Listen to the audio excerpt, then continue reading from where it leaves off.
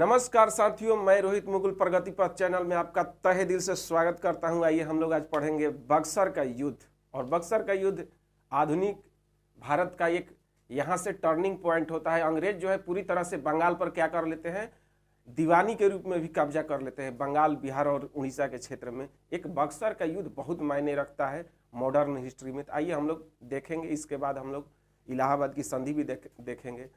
तो यदि अभी तक आप मेरे चैनल को सब्सक्राइब नहीं किए हैं, लाल बटन होगा यहाँ पर प्रगति पथ के सामने, उसको दबा लीजिएगा, बेल आइकन को दबा लीजिएगा और इसी तरह से प्यार और मोहब्बत को बनाए रखें। आइए हम लोग देखते हैं।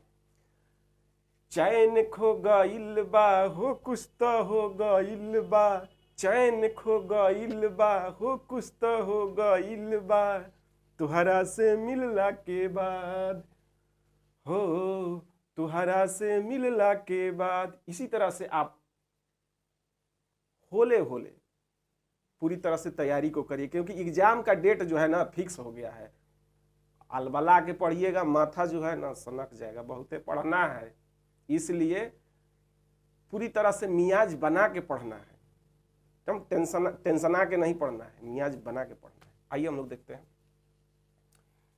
बक्सर का युद्ध। अच्छा, एक चीज आपसे पूछना चाहते हैं कि बक्सर के युद्ध से पहले क्या हुआ था, तो कहिएगा सर पलासी के युद्ध हुआ था। क तारीख के, तो 23 जून 1757 को। और उसमें हुआ क्या था, उसका पलासी का युद्ध के परिणाम क्या निकले थे, तो 23 जून 1757 को पलासी का युद्ध हुआ था। और इसके परिणाम क्या निकले थे, तो परिणामे में तो है रॉबर्ट क्लाइव जो रहता है गवर्नर, 57 में आता है। रॉबर्ट क्लाइव जो गवर्नर रहता है, यहां लिख देते हैं, गवर्नर रहता है। इसका कार्यकाल आपको देखिएगा 1757 से 60 तक। 60 में इसका जो है ना तबियत खराब हो जाता है, इंग्लैंड चला जाता है। कहाँ चला जाता है, इंग्लैंड। दोबारा जब स्वस्थ होकर के आएगा रॉबर्ट क्लाइव, इसको बुलाया जाता है इलाहाबाद के संधि करने के लिए 65 में। दूसरा कार्यकाल लिख देते हैं। हाँ, तो कहिएगा कि सर 60 से 65 तक के रहा था, कोई ना कोई तो ब्रिटिश का गवर्नर रहा होगा ना। हाँ, हेनरी वेंसिस टार्ट, उसका नाम है हेनरी वेंसिस टार्ट, इसका टार्ट नाम रहता है। ये गवर्नर रहता है। जब दोबारा बुलाया जाता है कब, इलाहाबाद के संधि करने के लिए, तो पुनः ये आएगा। रॉबर्ट क्लाइव पुनः आ जाता है दूसरा कार्यकाल के लिए, पुनः। कब से कब तक, तो 1765 से 67 तक ये रहता है। उसके बाद और 2 गवर्नर आएंगे। उसके बाद 72 में आता है कौन, वारेन हेस्टिंग, अद्वैध शासन पर पाबंदी लगाता है और क्या करता है, पूरी तरह से बंगाल का जो गवर्नर है, बंगाल का गवर्नर जनरल बन जाता है। कौन, वारेन हेस्टिंग्स। आइए यहां लिखिए देते हैं।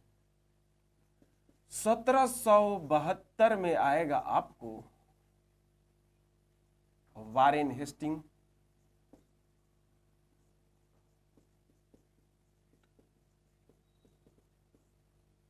और यही जो है बंगाल में उस समय जो है कि द्वैध शासन चल रहा था, उसको समाप्त करता है।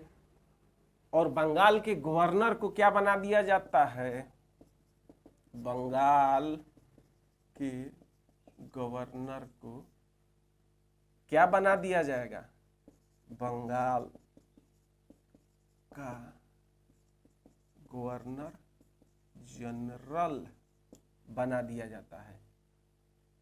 रेगुलेटिंग एक्ट के तहत 1773 में रेगुलेटिंग एक्ट आएगा। 1773 में आपको रेगुलेटिंग एक्ट आएगा। उसी के तहत बंगाल के गवर्नर को क्या बना दिया जाता है, बंगाल का गवर्नर जनरल। तो ये कहा जाता है कि बंगाल का अंतिम गवर्नर कौन है, तो वारेन हेस्टिंग्स। प्रथम गवर्नर जनरल तो वारेन हेस्टिंग्स। कहिए कि इसी के कार्यकाल में 1773 में रेगुलेटिंग एक्ट आया था। उसके बाद 84 में आया है कौन सा, पिट्स इंडिया एक्ट। तो ये सारा चीज पढ़ाएंगे धुआंधार। आप केवल प्यार दीजिए ना, थोड़ा शेयर वेयर कर दीजिए हैं। तो 23 जून 1757 को प्लासी का युद्ध होता है और रॉबर्ट क्लाइव क्या करता है, रॉबर्ट क्लाइव मिर्जाफर को गद्दी पर बना देता है और मिर्जाफर को कठपुतली, हाँ अपने कठपुतली की तरह यूज करता है। तो रॉबर्ट क्लाइव जो है गद्दी पर बैठाया था तो ऐसे ही थोड़े बैठाया था, कुछ ना कुछ तो इससे बात हुआ होगा। ये ना धोखा दिया था, सिराजुद्दौला का सेनापति था, याद आ गया? नहीं याद है तो डिस्क्रिप्शन में लिंक दिया हुआ है, प्लासी का युद्ध पहले देख लीजिए तब मजा आएगा। तो प्लासी के युद्ध का परिणाम क्या था? परिणाम जो है आपको मालूम है कि मिर्जाफर जो है गद्दी पर बैठ जाता है, नवाब बन जाता है, नवाब। कब? 1757 में। और ये कब तक रहेगा? 60 तक रहेगा। जब ये गद्दी पर बैठता है तो इसे बंगाल का प्रथम क्रांति, और जब गद्दी पर से उतरेगा 60 में, देखिएगा लगले उतरेगा, क्योंकि उसे बंगाल की द्वितीय क्रांति कहा जाता है। मिर्जाफर जब बंगाल का नवाब बनता है 1757 में प्लासी के युद्ध के बाद, तो उसे बंगाल की प्रथम क्रांति कहा जाता है। और जब गद्दी पर से उतरता है 1760 में मिर्जाफर, तो उसे बंगाल की द्वितीय क्रांति कहा जाता है। याद रखिएगा। ऐसा ही थोड़े बैठ गया था, हाँ कुछ ना कुछ तो अंग्रेज कुछ करेगा ना।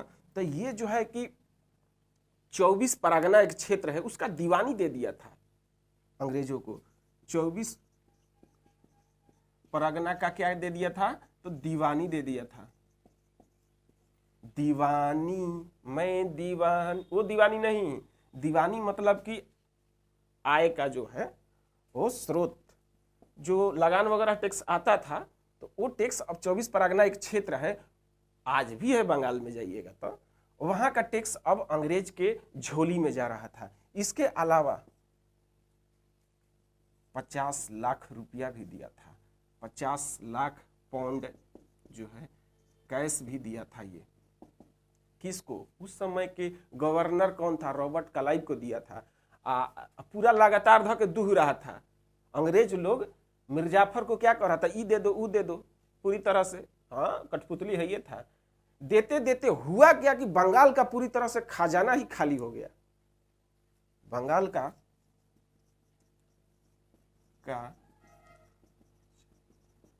खजाना खाली हो गया, बंगाल का खजाना खाली। और लगातार इस पे दबाव बनाया जा रहा था कि और दो और दो और दो। कहां से देगा? उस समय जो दस्तक प्रणाली चल रहा था वहां से भी दुरुपयोग करके अंग्रेज जो थे वो पैसा बंगाल के खजाना, नवाब का जो खजाना था, बंगाल के नवाब के खजाना जो था, वहां पर जो पैसा जा रहा था उसको न जाकर के वो लोग क्या कर लिया? अपने झोली में भरने लगा। गलत तरीके से दस्तक का उपयोग करता है। कैसे? ये कैसे हो सकता है? तो याद कीजिए 1717 में फारूक सियर जब बादशाह रहता है मुगलों का, तो एगो मैग्ना कार्टा देता है, मैग्ना कार्टा, अंग्रेजों का मैग्ना कार्टा या कंपनी का मैग्ना कार्टा कह सकते हैं, जो महाअधिकार पत्र भी कहा जाता है। पत्र 1717 में याद आया कुछ, ये जो है कि दे दिया था फारूक सियर जो है महाअधिकार पत्र दिया था मुगल बादशाह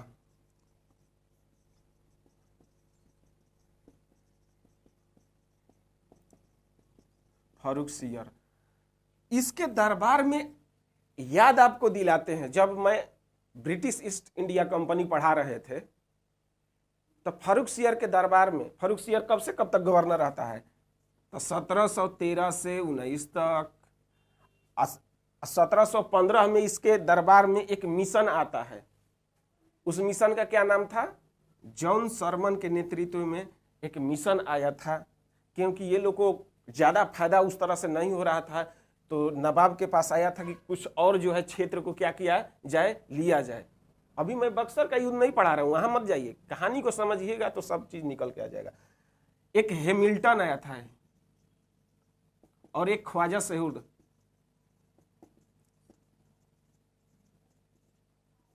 ये द्विभाषी था। हैमिल्टन जो था सर्जन था, इसको फोड़ा उड़ा हो गया था, चेचक वगैरह की बीमारी, एकदम प्राणघात तक मर जाता। जो हैमिल्टन था वो क्या किया, चीर फाड़ करके इसको बचाया। इससे खुश होकर के मैग्ना कार्टा 1717 में दिया है। 1715 में आया था, ये मत देखिएगा, 15 में आया था दरबार में। जॉन सरमन का मिशन जो आया था 1715 में आया था फर्रुखसियर के दरबार में। मैग्ना कार्टा जो मिला था 1717 में मिला था। मैग्ना कार्टा के तहत बहुत सारा बंगाल में कर मुक्त व्यापार करने का आदेश, कितना में, 3000 में, याद आया, 10,000 में सूरत। मुंबई में जो टकसाल था उसमें फ्री कर दिया गया था। जो भी पैसा वैसा चल रहा था तांबा चांदी का, वो कहा था कि ये पूरी तरह से मान्यता है, आप भारत में उसको क्या कर लीगल रूप से चला सकते हैं। ये सब चीज दिया हुआ था। तो उसी समय कर मुक्त जो व्यापार करने का आदेश मिल गया, तो उसको ये लोग दस्तक एक बना लिया, दस्तक प्रणाली। दस्तक प्रणाली के तहत अपना एक सर्टिफिकेट था, दस्तक दिखा करके क्या करता था, ये लोग कर मुक्त व्यापार करता था। तो कहिएगा इसका दुरुपयोग कैसे हो गया? ये अंग्रेजों को मुफ्त में व्यापार करने के लिए मिला था, तो इसका दुरुपयोग ये लोग कैसे करने लगा? अंग्रेज के अलावा लोकल व्यापारी बंगाल में भी तो कुछ थे, व्यापार कर रहे थे। वो लोग को तो टैक्स लग रहा था, और ये लोग क्या कर रहा था कि लाओ ना, लाओ लाओ, मैं पार करा देता हूं, ये सामान मेरे को दे दो, मैं पार करा देता हूं, कुछ पैसा दे दो मेरे को। जो पैसा मान के चलिए कि 50 रुपया लगने वाला है, वो ये लोग क्या करता था कि 30 रुपया 40 रुपया में जैसन मुर्गा भेटाए वैसन सामान को जो है कि टोल टैक्स जिस तरह से लगता है तो टोल टैक्स पार करा दिया जाता है। उस तरह से चुंगी कर जो लग रहा था लोकल व्यापारियों का, तो वो जो है कि पैसा कम लेते थे ये लोग, और अपने नाम से टोल टैक्स पार करा देते थे। समझ गए बात को?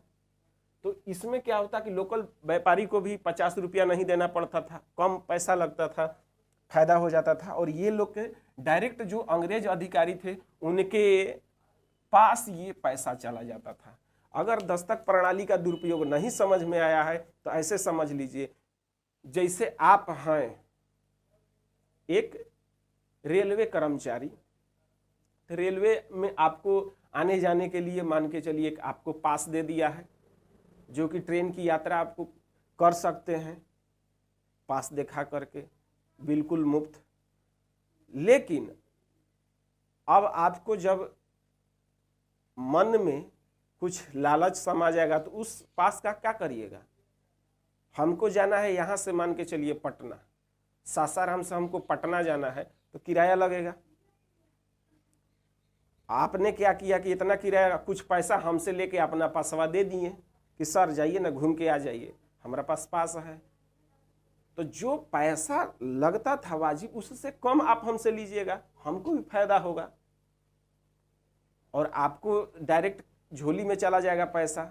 तो इस तरह से जो लोकल व्यापारी थे उन लोगों से कम पैसा लेकर के और अपने दस्तक को क्या करते थे, दिखा करके, और वहां पर कर मुक्त व्यापार करते थे। तो जो पैसा अब रेलवे मिनिस्टर के यहाँ जाना चाहिए खजाना में, वो जाकर कहाँ जा रहा है? अब आपके झोली में जा रहा है, क्योंकि आप अपना पास को क्या कर रहे हैं, दुरुपयोग कर रहे हैं। उसी तरह से अंग्रेज क्या करते थे, दस्तक प्रणाली का दुरुपयोग करते थे। कैसे? समझ गए हैं? तो जो बंगाल के खजाना में पैसा जाना चाहिए ना, वो नहीं जाता था, अंग्रेज अधिकारी के खजाना में जाता था। तो बंगाल के खजाना क्यों हो जाएगा? खाली हो जाएगा। इसी तरह से जो है बंगाल का खजाना खाली हो गया। आइए हम लोग आगे देखते हैं। हमरा खूंटा से खुला जइबका,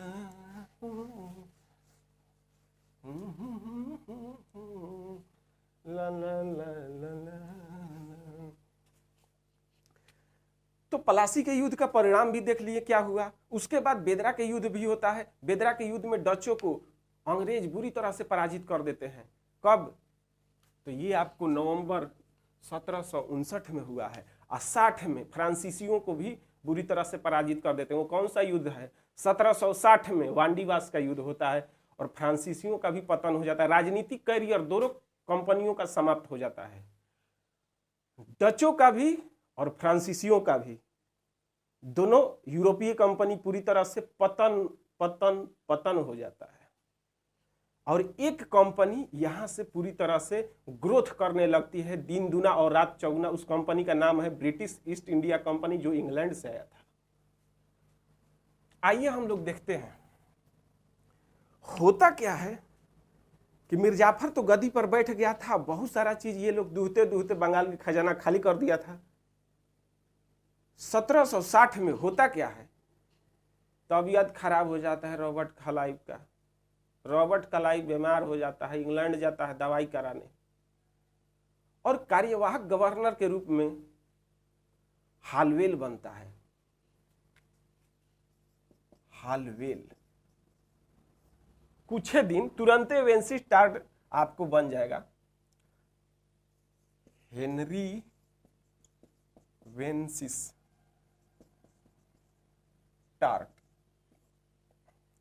ये आपको 1760 से 65 तक रहेगा। ये उप गवर्नर के रूप में फिर रहता है। कहिएगा ये कौन है सर? हालवेल वही है जवन काल कोठरी के घटना वाला था। 146 आदमी में ये शामिल था। यहां तक कि कहा जाता है कि वो रियल नहीं, एक मनगढ़ंत कहानी था। जो ब्लैक होल की घटना है वो उसी में ही था हालवेल। तो जब जाता है तो कार्यवाहक गवर्नर के रूप में एक काम करता है हालवेल। कुछ दिन के बाद वेंसिस्टार्ट आ जाता है और जब आता है तो इसका भव्य स्वागत होना चाहिए, लेकिन बंगाल के नवाब जो मिर्जाफर रहते हैं भुला जाते हैं कि स्वागत भी करना है, हम राजा हैं स्वागत करें। इसको बुरा लग जाता है, वेंसिस्टार्ट को बुरा लग जाता है। कहता है कि रुको तुम्हारा तुरंते हम व्यवस्था कराते हैं। तो हमारा फूल उल के बुक्का उक्का नहीं लेके आया, तो बजाते माला उला लेके आता, थोड़ा फोटो वोटो खिंचवा के वायरल करवाते कि हाँ नए गवर्नर आ गए हैं बंगाल में, वेंसिस्टार्ट। तो इसका कोई स्वागत नहीं किया मिर्जाफर, जिसके चलते इसको बुरा लग जाता है और कहता है कि तुरंत इसको हटाओ, साला कौन आ गया है यहाँ से। हटाने के लिए इसको लग जाता है और मिर्जाफर का एगो दामाद रहता है जिनका नाम है मीर कासिम।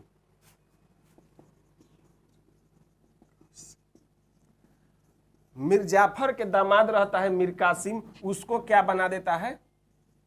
बंगाल का नवाब। कहिएगा कि ऐसा ही बना दिया? नहीं, हाँ समझ गए आप। फ्री में के बनाने वाला है? फ्री में आपको कोई एक गिलास पानी नहीं देने वाला है, नवाब के बना देगा, वो भी बंगाल का। बहुत बड़ा क्षेत्र था बंगाल जो था, पूरी तरह से गंगा ब्रह्मपुत्र नदियों के जलोढ़ से मैदान, बंगाल की खाड़ी से जो जाने वाली मानसून से वर्षा होती थी और खेती कृषि जो भी अनाज से परिपूर्ण क्षेत्र था बंगाल। ऐसा नहीं था कि एक छोटा मोटा जगह था। बंगाल के क्षेत्र में इस तरह से उपज होती थी कि पूरे भारत खा के पूरा थक जाएगा तब वो वहाँ का अनाज खत्म नहीं होता। इस तरह से उपजाऊ भूमि था। और देखिएगा कि द्वैध शासन में पूरी तरह से बंगाल को लूट लेता है ये लोग। 1770 में अकाल आ जाता है बंगाल में, वो बाद में हम लोग देखेंगे, द्वैध शासन में पढ़ेंगे उसको। तो मिर्जाफर का जो दामाद रहता है मीर कासिम, उसी को क्या कर देता है? इसको गद्दी से हटा देता है और इसको बना देता है। और शर्त क्या क्या रहता है? मीर कासिम को कहता है कि तुम जो है हमरा के 3 गो गांव दे दो, वहां के दीवानी हम लेंगे। तो कौन कौन गांव? तो पहले का याद कर लीजिए, क्वेश्चन आता है वर्धमान, मिदनापुर और चट्टगांव। चट्टगांव, हाँ, वर्धमान पहल का, दूसर का मिदनापुर और तीसर का चट्टगांव। ये 3 गो। पहल का शर्त रहता है वर्धमान, मिदनापुर, चट्टगांव। चट्टगांव यही ऑप्शन में आता है कि वह कौन सा क्षेत्र नहीं था। तो ये 3 गो जो था, ये मीर कासिम जो है दीवानी दिया हुआ है। वर्धमान, मिदनापुर और चटगांव का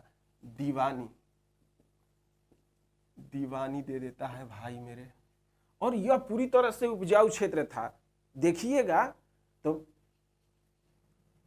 ये 3 क्षेत्रों से इतना राजस्व आने लगा कि उससे ये लोग कैलकुलेशन कर लिया कि 3 क्षेत्र से जब इतना आ रहा है तो पूरा बंगाल का यदि हम दीवानी का मालिक हो जाते हैं तो पूरा कितना पैसा आएगा, कैलकुलेशन कर लिया यहीं से।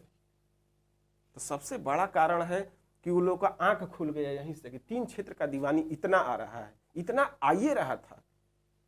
उसके बाद दूसर का शर्त क्या रखता है? तो दूसर का शर्त रखता है कि सिलहट में जो चूना व्यापार चल रहा है उसमें 50% हमको दे दो, 50% तुम रखो। यानी कि बंगाल में जो सिलहट है, सिलहट का चूना व्यापार में कितना 50% चाहिए।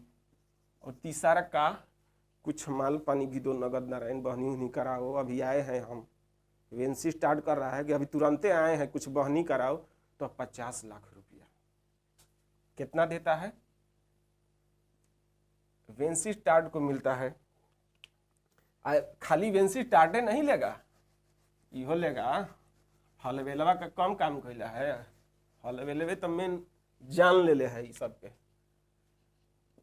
वेंसिस टार्ट जो है 50,000 लेता है। और हालवेल कहता हमरो दो 27,000।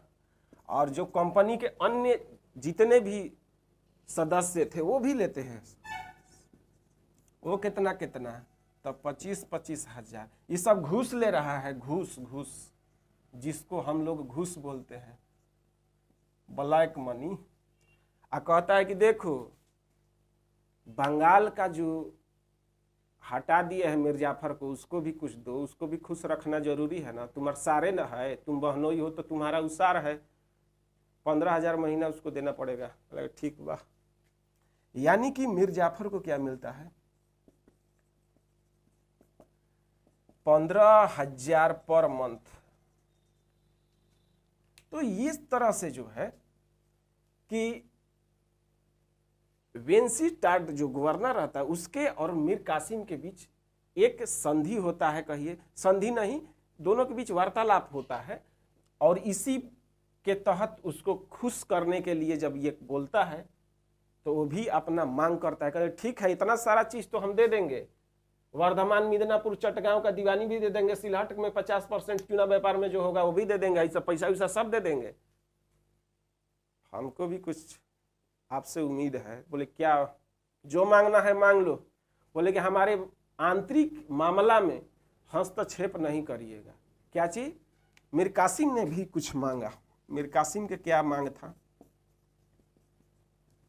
कहे कि हमको नवाब बना रहे हैं, राजा बना रहे हैं हमको, तो ये जो राजपाट देखने वाला इसमें इंटरफेयर मत करिएगा। यानी आंतरिक मामले में हस्तक्षेप नहीं करना होगा। और क्या बोला कि यदि कोई बाहरी लड़ाई होता है किसी के साथ हमको, तो सैन्य सहायता हमको चाहिए। बोले कि कोई बात नहीं, हम लोग तो व्यापार कर रहे हैं, यहाँ सैन्य है हमारे पास सही है, आप जब हमारे आदमी हैं तो सैन्य सहायता आप ले सकते हैं। सैन्य सहायता, ये 2 मांग करता है मीर कासिम। और ये बन जाता है नवाब कब? तो 1760 में। और ये रहेगा आपको 63 तक। आइए हम लोग देखते हैं नवाब बनने के बाद मीर कासिम को होता क्या है। ये देखो मीर कासिम जो रहता है बहुत ही चतुरानन रहता है। चतुर नहीं, चतुरानन। मिर्जाफर नहीं था, मिर्जाफर तो सेनापति था, नवाब थोड़े था, उसके अंदर गुण नहीं था। लेकिन इसके अंदर नवाब बनने के क्वालिटी, सारे गुण विद्यमान थे। कहिए कैसे? बनते बनते सबसे पहल का काम किया, वो जान गया था कि अंग्रेज हमको तंग करेगा। कलकत्ते में रह रहा है सब गवर्नर, अब बगले में जो है हमारा राजधानी है मुर्शिदाबाद, कुछो करेंगे टॉर्चर करते रहेगा। पहला काम किया गवर्नर बनने के बाद। आइए हम लोग देखते हैं। हो हमरा प्यार के बदला में बोला का दिल बाड़ा हो, तू जब दिल बाड़ा तो दगे दिल बाड़ा हो, तू जब दिल बाड़ा तो दगे दिल बाड़ा। दिल ना लगई ह फेरू जानी आई ह, अब जा जा जा जान भूला जाई ह, अब जा जा जा जा जा जा जान भूला जाई ह। मीर कासिम जब बनता है, सबसे प्रमुख काम अपना मुर्शिदाबाद से राजधानी कहाँ ले जाता है, बिहार के मुंगेर में। कहता है पहले दूर चलेंगे तब अपना जो है कि बढ़िया से अरेंजमेंट करेंगे। शासन व्यवस्था को सुचारू रूप से करने के लिए पहले काम करता है। राजधानी जो है मुर्शिदाबाद, मुर्शिदाबाद से कहां राजधानी ले जाता है, तो बिहार के मुंगेर में। बिहार के मुंगेर में राजधानी ले जाता है। और मुंगेर में करता क्या है, तो सबसे पहला काम पुनर्गठन करता है अपने सैनिकों का, नया बहाली करता है दबा के, यूरोपीय तरीका से ट्रेनिंग दिलवाता है और पूरी तरह से तोड़दार बंदूक का कारखाना मुंगेर में खोल देता है, बम वगैरह बनाने लगता है। और जब वहाँ इतना काम कर रहा है तो मुंगेर को सुरक्षित करने के लिए किलाबंदी करवा देता है मुंगेर में। पहला काम मुर्शिदाबाद से राजधानी मुंगेर ले गया। दूसरा काम सैन्य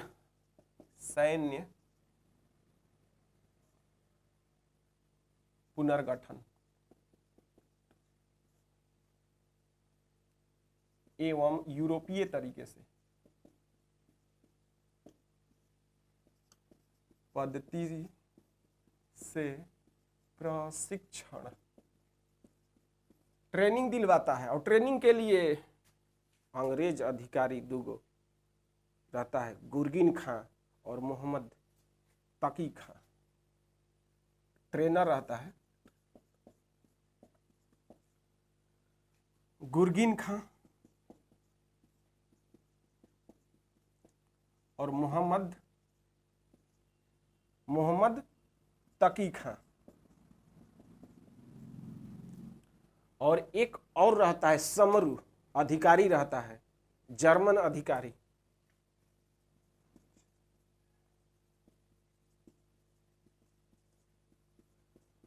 समरू रिन हार्ट। ये समरू जो रहता है सेनापति इसको बनाता है। मीर कासिम जो है इसको सेनापति बनाता है। गुरगिन खां और मोहम्मद तकी खां दोनों ट्रेनर रहता है। इसके अलावा मुंगेर में तोड़दार बंदूक,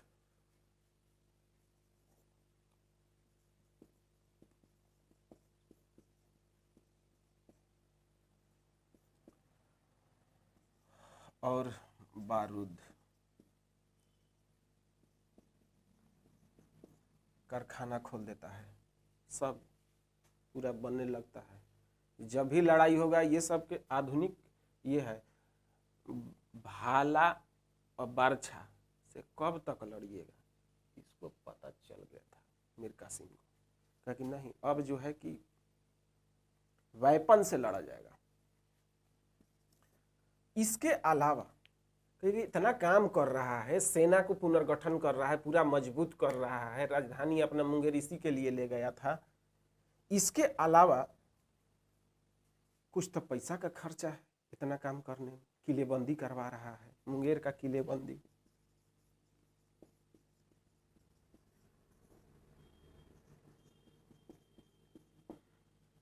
पैसा के खर्चा ना है जी, कहाँ से पैसा? जब बंगाल का खजाना खाली हो गया था, बोल रहे हैं आप कि मीर जाफर के समय में बंगाल का खजाना खाली हो गया था, तो पैसा इसके पास कहाँ से आ गया? पेड़ पर तो नहीं फर रहा है, तुर तुर के अपना काम कर रहा था। इसने एक नया कर, खिजरी कर लागू करता है, वहीं से पैसा आ रहा था।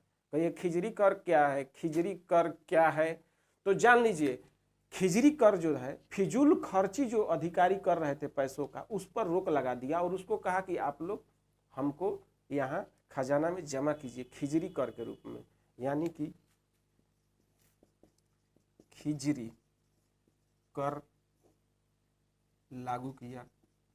जो फिजूल खर्ची पैसा जो है अधिकारी लगा रहे थे यहाँ वहाँ, उसको कहा कि नहीं, आपको इसको बचा करके जमा करिए खिजरी कर के रूप में। और एक और कर जिसका नाम है अब्बाब कर, जो 3/32 भाग लगता था। अब्बाब कर 3/32 लगता था। ये 2 कर लगा करके और क्या किया, अपना अर्थव्यवस्था को कुछ मजबूत किया और जिससे ये सब काम कर रहा था। और 1763 में एगो ऐसा काम किया जिससे अंग्रेज कभी सोचे भी नहीं थे सपनों में कि मीर कासिम ऐसा काम करेगा। वो कौन सा काम था? तो जो दस्तक का दुरुपयोग कर रहे थे उसे निरस्त करने का अधिकार तो मीर कासिम के पास नहीं था। क्यों? क्योंकि निरस्त करने का अधिकार जो था, केंद्रीय सत्ता मुगल बादशाह के पास था। और जो भी काम था, या मान के चलिए मैसूर, हैदराबाद, मराठा के क्षेत्र में हो, या आपको अवध के क्षेत्र में हो, या इधर बंगाल के क्षेत्र में हो, कुछ भी लीगल रूप से मुगलों के पास ही शक्ति था, जो लीगल रूप से किसी को वैध रूप से दे सकते थे या हटा सकते थे। तो दस्तक प्रणाली का दुरुपयोग हो रहा था, ये देख रहा था, लेकिन इसके हटाने के पास शक्ति नहीं था। इसीलिए मीर कासिम ने क्या किया कि सब लोग को मुफ्त कर दिया व्यापार। अब जो लोकल व्यापारी जो कर दे रहे थे, लोकल व्यापारी जो कर दे करके अपना व्यापार करते थे, उन लोगों को भी फ्री कर दिया। तो सब कोई के फ्री हो गए, तो अब अंग्रेज कहाँ से उसका दुरुपयोग करेगा? जो मान के चलिए ट्रेन में सब टिकट, सब यात्री को फ्री कर दिया जाएगा, तो हम कभी आपको देंगे नहीं ना। आपके पास पास है, हमको जरूरत नहीं है, फ्री हो गया है, हम नहीं लेंगे आपका पास। तो जो अंग्रेज अधिकारी के अपना झोली भर रहा था, वो पूरी तरह से बंद हो गया। कैसे? तो दस्तक को एक तरह से ये विहीन कर दिया, शक्ति विहीन कर देता है। दस्तक प्रणाली को कहा जाएगा शक्ति विहीन। क्यों? क्योंकि बंगाल में सभी व्यापारी को कर मुक्त व्यापार करने का इजाजत दे देता है। अब कोई करे नहीं दे, तो जो पैसा जाता था वो लोग नहीं अब मिल रहा था। उपरवार आमदनी जो होता था अंग्रेज अधिकारियों को, अब नहीं हो रहा था। इसमें खास करके छोटे छोटे जो सैनिक स्तर पर थे, वो लोग ज्यादा मालो माल हो रहे थे। बंद हो गया। अब सब कोई एकदम, जितना अंग्रेज अधिकारी था, लगा कि जहां भेटा जाएगा मीर कासिम, कच्चे खा जाएगा उसको। उसके अंग्रेजों को ऊपर कहा जाता है कि काली माई एकदम पूरा से सवार हो गई रही। जहां खोज केने भेटा जाओ, मीर कासिमा जहां भेटा जी ओकरा एकदम मार देना है। और उसी समय कहा जाता है कि एक और काम किया था मीर कासिम। 6, यहाँ 7वां देख लीजिए, 10 तक। 8वां एक काम किया था जो तो एकदम पूरा विद्रोही हो गया। कौन सा? तो जो नाजायज रूप से जमींदार पैसा वसूलते थे, लगान वसूलने के लिए तो जमींदारों को लगाया गया था। जमींदार जो पैसा अधिक लेते थे किसानों से, समय पर पैसा खजाना में नहीं जमा करते थे, उनको हटा दिया। और कहा जाता है कि पटना में एक जमींदार को हत्या भी करवा देता है, जो सुन करके अंग्रेज का जो उस समय वेंसिस टार्ड रहता है गवर्नर, वो एलिस को विदा करता है कि जाओ पटना के क्षेत्र पर क्या कर लो, कब्जा कर लो।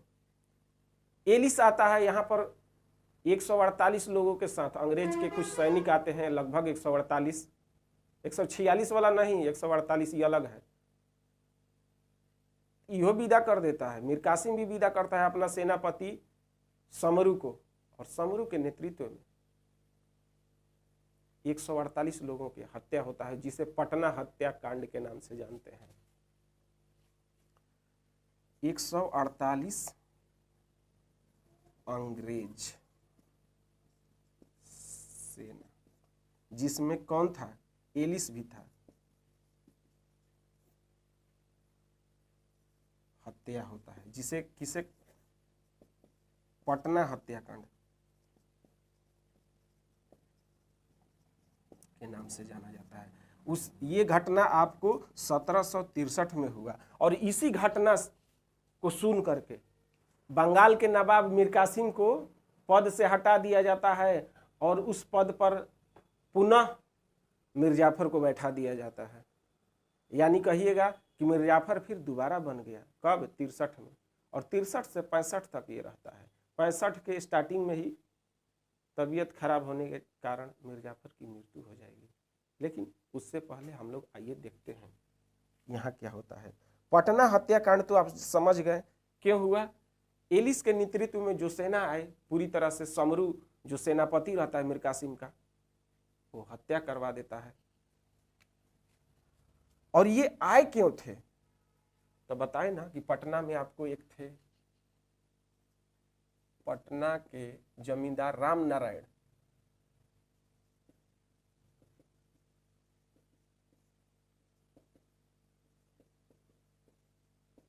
ये मन लायक जो है कि काम नहीं कर रहे थे, इसीलिए इनकी हत्या मीर कासिम के द्वारा करा दिया जाता है, जिससे ये एलिस आया था पटना पर अधिकार करने के लिए, और ये कहा कि ये मेरा आंतरिक मामला है।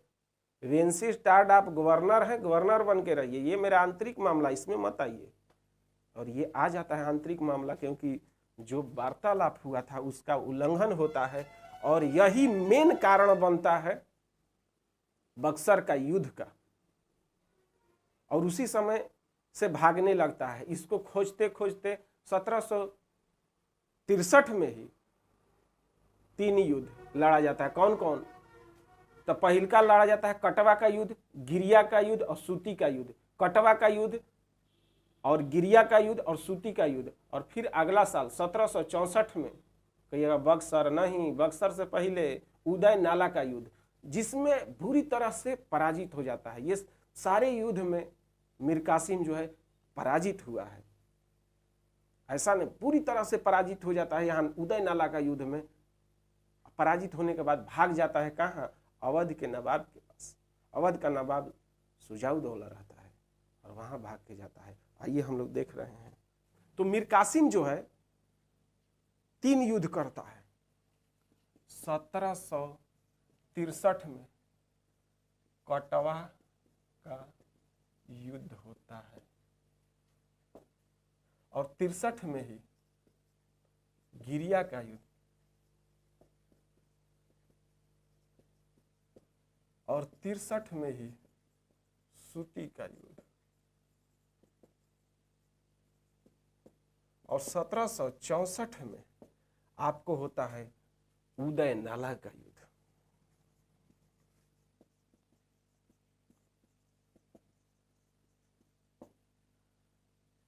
ये जो युद्ध होता है आपको जुलाई में होता है, ये जो होता है सितंबर में होता है। ये तीनों युद्ध जो लड़ा गया Mir Qasim versus Major Adams,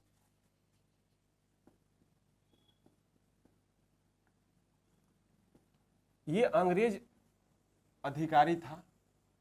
Vensi स्टार्ड जो है खुद काहे आएगा, वो तो गवर्नर ना है, किसी न किसी को सेनापति बना करके उसके साथ कुछ टुकड़ी विदा करेगा। तो ये तीनों जो युद्ध हुआ है, चारों युद्ध, यहां तक कि उदय नाला के युद्ध में बुरी तरह से जब पराजित होता है, उस समय भी मेजर एडम्स के नेतृत्व में ही होता है। और चारों युद्ध में किसकी जीत हुई है? तो मेजर एडम्स की जीत हुई है। जीत इसी की हुई है। और तब कहा जाता है कि यहां जब बहुत पराजित हो जाता है बुरी तरह से, तब भाग के चला जाता है कहां पर,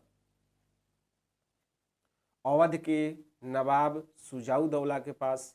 कहता है त्राहिमाम त्राहिमाम, जरा मदद कीजिए, क्योंकि अंग्रेज जो है अपना क्षेत्रों का विस्तार कर रहे हैं। आज आप हमको मदद नहीं करिएगा, कल आप पर भी ये मुसीबत आएगा। सुजाउदौला को ये बात दिमाग में घुस जाता है और इसको मदद करने के लिए कहता है हम तो करेंगे। और केंद्र में जो मुगल बादशाह हैं शाह आलम द्वितीय, उनसे भी मदद ले लिया जाए, हम लोग का जो है मजबूत सेना हो जाएगा। कहा जाता है कि 60,000 की सेना, ये तीनों का सेना जो होता है त्रिगुट सेना के नाम से जाना जाता है, और बक्सर के मैदान में आते हैं। आइए हम लोग देख रहे हैं। हाँ, याद रखिएगा बक्सर वाला युद्ध में सेनापति ये नहीं है, हेक्टर मुनरो को सेना बनाया जाता है।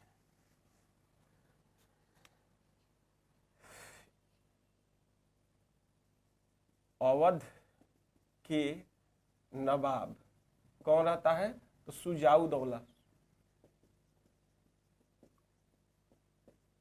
सुजाउदौला दिल्ली का मुगल बादशाह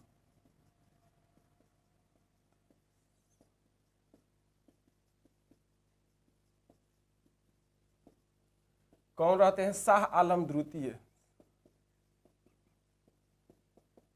शाह आलम एगो फर्स्ट होंगे कोई, इस शाह आलम द्वितीय है। और जो बंगाल का अपदस्थ नवाब,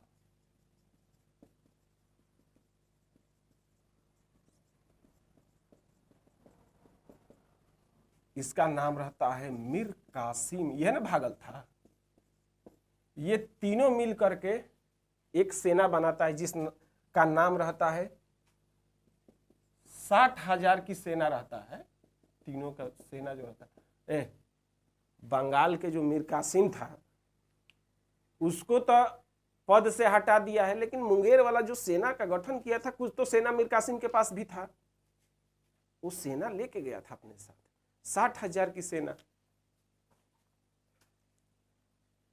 इसे त्रिगुट सेना कहा जाता है। त्रिगुट सेना में कौन कौन ऑप्शन में आता है, याद रखिएगा। त्रिगुट सेना में कौन कौन शामिल था, तो अवध के सुजाउदौला, सुजाउदौला, सिराजू मत मार दीजिएगा, सिराजू जो है बंगाल का था, यहीं पर कंफ्यूजन होता है। सुजा हुआ, याद रखिएगा, सुजाउदौला, दिल्ली के मुगल बादशाह शाह आलम द्वितीय और बंगाल का अपदस्थ नवाब मीर कासिम, ये तीनों की सेना को त्रिगुट सेना कहा जाता है। वर्सेस अंग्रेज में का सेनापति कौन था, तो हेक्टर मुनरो, अंग्रेजी सेना।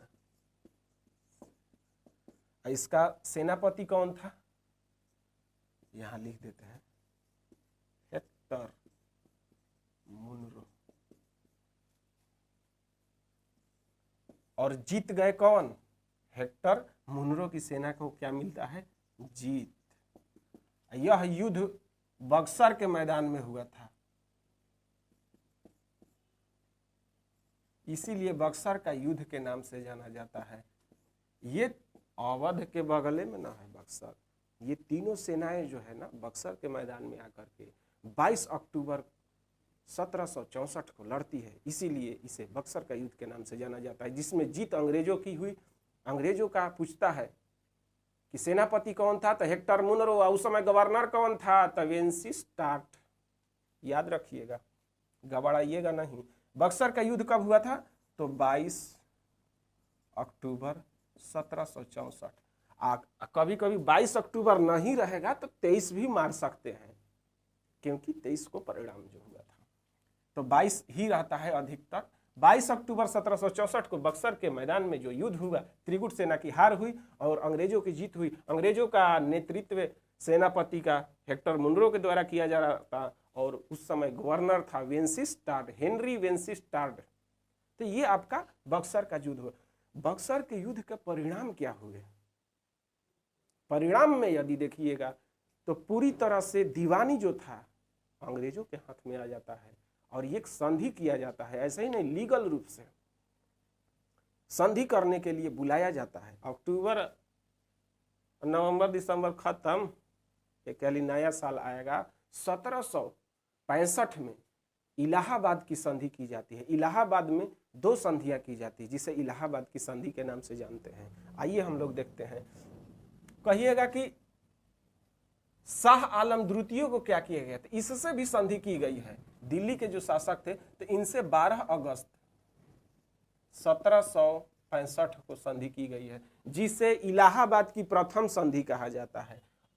और ये जो है ये तो भगौड़ा हो गए।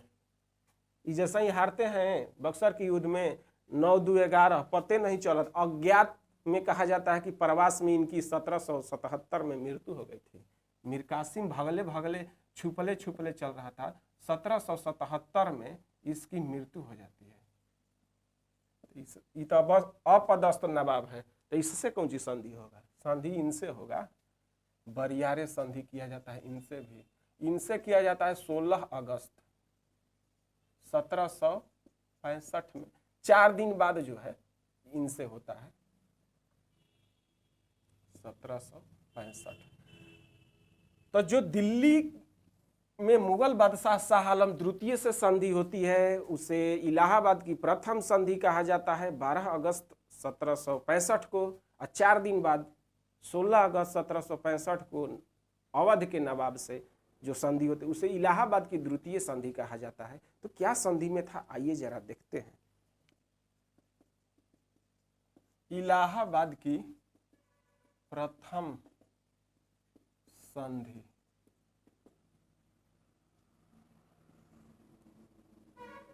12 अगस्त 1765 को होता है। ये इलाहाबाद के सेकंड संधि ये आपको 16 अगस्त 1765 को होता है। अब कहिएगा 65 में ही वेंसिस्टार्ड चला जाता है इंग्लैंड और एक नया गवर्नर इसी काम के लिए बुलाया जाता है जो दिमाग वाला था। कौन? Robert Clive. तो सत्ता का वास्तविक संस्थापक जब पूछेगा तो कर्नवालिस वास्तविक संस्थापक है और संस्थापक केवल रहेगा तो रॉबर्ट क्लाइव पुनः आता है। यहां देखिएगा कर्नवालिस कहां से आता है। जब कर्नवालिस का पीरियड आएगा तो देखिएगा कि बहुत बाद में आता है। इन लोग का जो यूएसए अमेरिका में भी क्या था, उपनिवेश बनाया था अंग्रेज ब्रिटेन। तो वहाँ जब 72 से 75 के बीच जो चलता है आज़ादी के लिए, वहाँ पर मांग होने लगा तो वहाँ से फिर ये लोग को भागना पड़ा। ब्रिटेन के जो भी सत्ता था वहाँ पर भागना पड़ता है। तो कर्नवालिस वहाँ गवर्नर था, बाद में कर्नवालिस यहाँ आता है। तो कर्नवालिस को कह के भेजा गया था कि आप जा रहे हैं तो वहाँ पर व्यापार कीजिएगा, लड़ाई वड़ाई के मुंड में नहीं रहिएगा। लेकिन इसका भी मुंड वही था, बहुत तरह का लड़ाई करता है। कौन? कर्नवालिस। बाद में आएगा, अभी नहीं आता है वो सब कुछ। हाँ, एक चीज़ बता रहे हैं, गवर्नर का एक सेपरेट चैप्टर हम पढ़ाना चाह रहे हैं, शुरू से लेकर अंतिम तक, राजगोपालाचारी तक। गवर्नर पूरी तरह से जितने भी हैं मैं पढ़ाना चाहता हूँ। आप बस एक काम करिए, मेरे वीडियो को शेयर करिए, थोड़ा मेरा मनोबल को बढ़ाइए भाई। मेरे ये आपका चैनल है, प्रगति पथ जो चैनल है आपका है, थोड़ा इसको बढ़ा दीजिए। मैं पूरी तरह से सोच रहा हूँ 2-4 दिन के अंदर में पूरी गवर्नर का एकदम शुरू से लेकर अंतिम तक चैप्टर लेकर के आऊँ। सारे गवर्नर से तो आप जानते हैं क्वेश्चन आता है और उसी में आप लटपटा जाते हैं। वायसराय, प्रथम वायसराय, अंतिम वायसराय, भारत का गवर्नर जनरल, प्रथम अंतिम, ये सब चुटकी में ऐसा बताएंगे, ट्रिक नहीं बताएंगे, दिमागे में धके भर देंगे, एकदम जाके बैठ जाएगा। कभी भी किसी तरह से घुमा के क्वेश्चन आएगा, आप गलत नहीं करिएगा, इतना मैं आपको विश्वास दिलाता हूं। तो आइए हम लोग देखते हैं। 65 में इसी कार्य के लिए आ गया था कौन? रॉबर्ट क्लाइव आया था पुनः। और ज़्यादा दिन तक रहबो नहीं करेगा, 67 तक, 65 से 2 साल रहेगा, 67 तक रहता है। तो आइए हम लोग देखते हैं कि इलाहाबाद का प्रथम संधि किसके साथ हुआ है, तो दिल्ली के बादशाह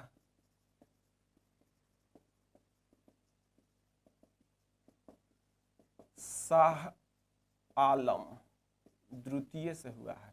आई वाला इलाहाबाद की सेकंड संधि किससे हुआ है, अवध के नवाब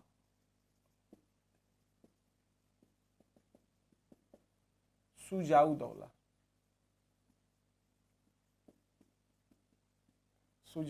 से होता है। होता क्या क्या है, तो कहा जाता है परिकल मुंह रहे, बंगाल में 3 गो गांव की दीवानी ये लोग ले करके जान गया था कि कितना जो है राजस्व का दीवानी से लाभ हो रहा है। तो ये पूरी तरह से इस बार 3 क्षेत्र नहीं 3 राज्य ले लेगा, बंगाल, बिहार, उड़ीसा। उस समय 3 क्षेत्र कौन कौन लिया था, बंगाल का ही क्षेत्र था। तो याद करिए, वर्धमान, मिदनापुर और चट्टगांव, वर्धमान, मिदनापुर और चट्टगांव, याद रख ले रही, आता है क्वेश्चन। तो इस बार जो है इलाहाबाद की प्रथम संधि में BBU यानी बोले तो बंगाल, बिहार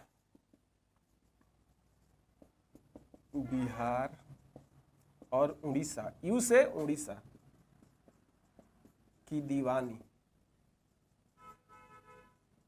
कर मुक्त तो व्यापार करिए रहा था, यहाँ राजस्व भी जो है ना अब अंग्रेज के यानी कंपनी के खजाना में आएगा।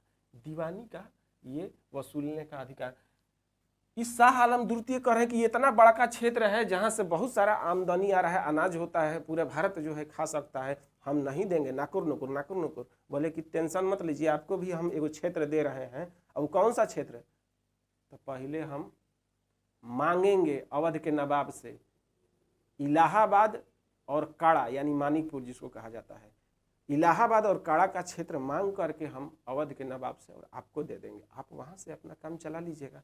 तब जाकर के ये शाह आलम द्वितीय माने हैं। यानी दूसर का बात जो हुआ, इलाहाबाद प्लस काड़ा का जो क्षेत्र है आपको देंगे इसके बदले में, लेकिन किससे लेकर के, तो इनसे लेकर के, यानी कि इलाहाबाद प्लस काड़ा का क्षेत्र ले लेते हैं। इनसे जब संधि करते हैं शुजाउद्दौला से तो ले लेते हैं, और ले करके किसको दे देते हैं, इनको दे देते हैं।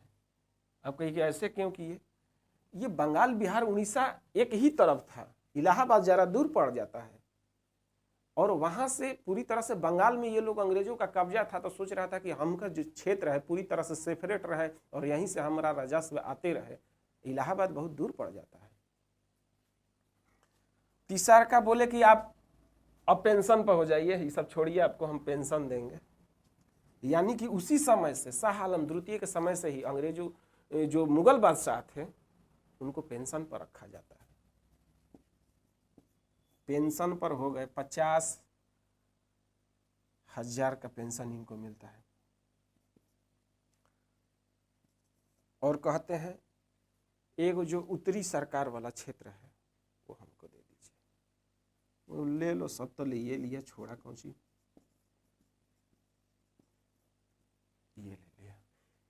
4 दिन बाद 16 अगस्त 1765 को इलाहाबाद की द्वितीय संधि अवध के नवाब शुजाउद्दौला के साथ होता है। इसमें कहा जाता है कि पहला नंबर तू आप ऐसा काम करिए, जो चुनार वाला किला है ना, जो शेरशाह अपना सैनिक उनिक रखा था, हाँ मिर्जापुर वाला, जो बनारस के लोग हैं जान रहे हैं, वो चुनार वाला किला हमको दे दो।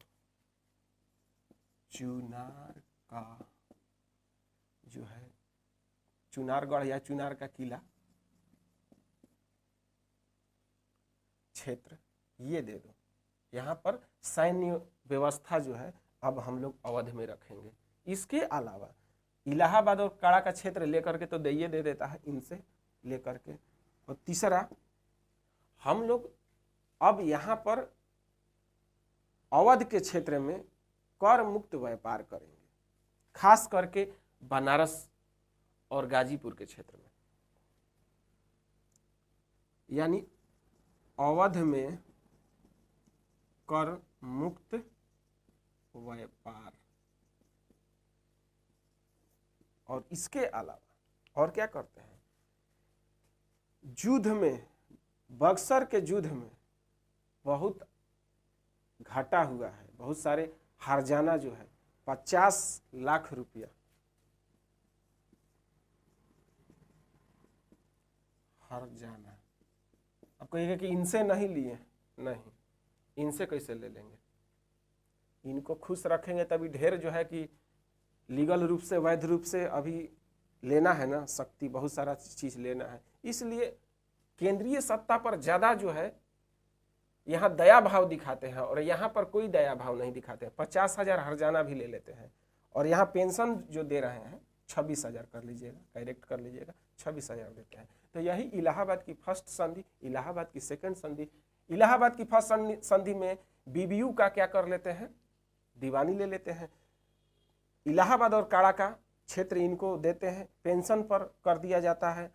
और इधर देखिएगा तो चुनार का किला और अवध में कर मुक्त व्यापार, ये वाला तो ले ये लेते हैं इलाहाबाद और काड़ा सुजाऊ दौला से, और लेकर के दिल्ली के सल्तनत को दे देते हैं। 50,000 यहाँ 50 लाख हरजाना, सबसे बड़ा रकम यहाँ इनसे वसूला जाता है। कहा जाता है कि मीर कासिम के साथ युद्ध था, आप कहे आए थे, अपना घर छुपा के रखे थे, इसीलिए इनसे लिया जाता है दबा के। मीर कासिम का तो मृत्यु हो जाता है 1777 में। और इधर देखा जाए जनवरी 1765 में ही क्या हो जाता है,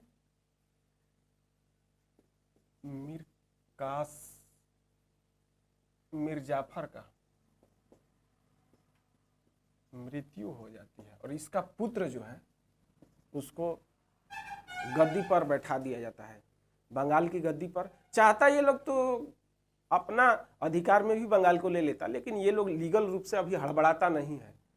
लेकिन हाँ, इसका पुत्र नजमुद्दौला को गद्दी पर बैठाता है और द्वैध शासन उसी समय लागू हो जाता है। यानी कि 1765 से द्वैध शासन आपको चलेगा वारेन हेस्टिंग तक। वारेन हेस्टिंग जब आएगा 72 में, तो द्वैध शासन को क्या करता है, पूरी तरह से बंद करता है। कहता है कि अमेरिका में हम लोग जो क्षेत्र है उसको क्या कर लिए हैं, हार गए हैं, और ज़्यादा अत्याचार करेंगे तो यहाँ पर भी हम लोग को भारत से भी भागना पड़ेगा। इसलिए यहाँ पर धीरे धीरे शासन व्यवस्था को मजबूत किया जाए और धीरे धीरे लूटा जाए, एक तरह से कहा जाए तो। इसीलिए द्वैध शासन को बंद कर दिया। क्यों? द्वैध शासन पूरी तरह से एक भ्रष्ट शासन था। कहा जाता है कि 1770 में बंगाल में जो उपजाऊ क्षेत्र था वहाँ अकाल आ गया था, इतना लूटा था। के.एम. पनिकर एक जो है राइटर हैं, वो बोलते हैं, या कर्नवालिस भी जो है इंग्लैंड के कॉमन हाउस में जाकर बोलता है कि वह एक ऐसा समय था, द्वैध शासन का जो पीरियड था, डाकुओं का राज कहा जाता है। पूरी तरह से बर्बरता तरीके से वहाँ कर वसूला जा रहा था, लोगों को लिया जा रहा था। शिल्पकार, हस्तकरघा, जितना भी व्यापारी थे पूरी तरह से त्रस्त थे। तो हम लोग उसको नेक्स्ट चैप्टर में हम लोग द्वैध शासन भी पढ़ेंगे। आइए हम लोग देखते हैं कि इसके मृत्यु के बाद पुत्र जो रहता है, पुत्र को नवाब बना दिया जाता है। बंगाल का नवाब पुत्र जो रहता है नजमुद्दौला,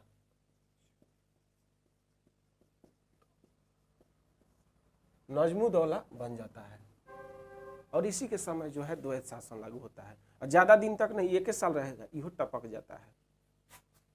यानी कि 1765 में ये बनता है और 1766 में एक नया नवाब बनाना पड़ता है, जिसका नाम रहता है सैफुद्दौला। सैफुद्दौला बनता है और ये कुछ खास नहीं रहता है, ये लोग पूरी तरह से पेंशन पर रहते हैं अंग्रेजों के चाटुकार के रूप में। 1770 में एक बंगाल का नवाब बनेंगे मुबारकुद्दौला।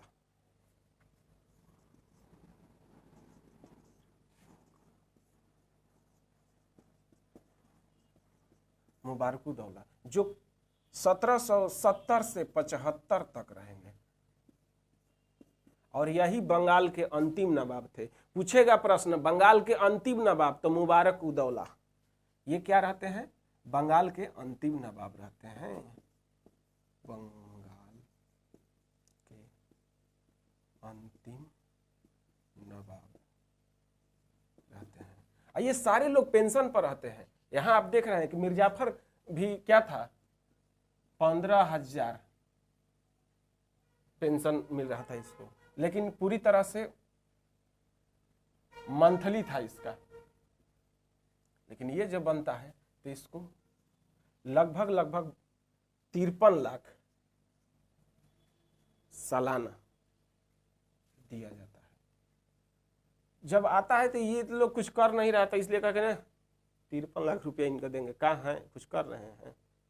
द्वैत शासन में खाली बस निजामत का काम तो देख रहे हैं। देखिएगा द्वैत शासन पढ़ाएंगे तो सारा शक्ति जो है, विदेशी शक्ति है या आपका आय का शक्ति हो गया, इनकम तहसीलने का, सैन्य शक्ति हो गया, सब जो है अंग्रेज अपने हाथ में ले लेता है और नवाब को केवल दे देता है निजामत का काम, यानी शांति व्यवस्था को बंगाल में बनाए रखना ही इनका काम था।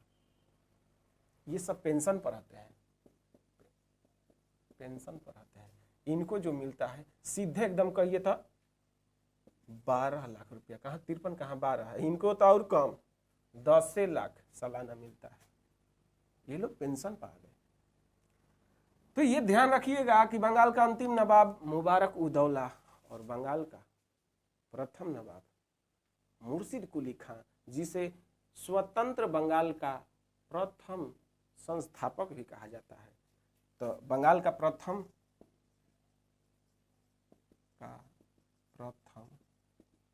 नवाब मुर्शिद कुली खां।